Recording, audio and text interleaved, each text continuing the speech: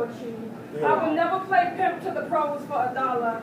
I will never let my lines become hoes for a check or a pat on the back. My pen will never solicit cash in exchange for acts. My notebook will never deep throat in exchange for applause and encores. So if I never get paid, I can only hope that souls are enriched, that sinners are surprised and yearning to thrive again, that those on the verge of giving up look back at me and cling back to life. You see, I write these words as a memorandum of my life. My testimony inscribed in each stanza, stories of what I stood through and what I continue to stand through. I will never pimp my poetry because it means too much to me. My lifeline when I couldn't phone a friend. 50-50 wasn't good enough to beat the odds. I was far from becoming a millionaire. So if you should happen to find me in a back alley, yes, I may be giving myself away.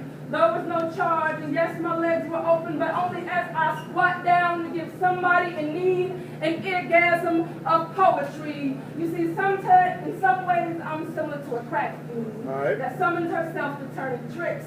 Only I'm a poetry fiend, and I only turn tricks at every open mic I can affix my mouth to. Stay with me there like the crucifix, and no, I'm not Christ, but I gracefully bow my head and die for the sake of writing. And sometimes the words form on the cusp of my lips, late nights, and I can't resist the call, so I write Marsha Ambrose style, late nights and early mornings. I will never pimp my poetry.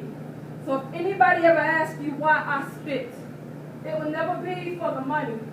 It's for the people that come up to me after the shows and say, thank you for sharing. My mom has lupus, or my dad is on dialysis, or you'll never know how your words inspired me.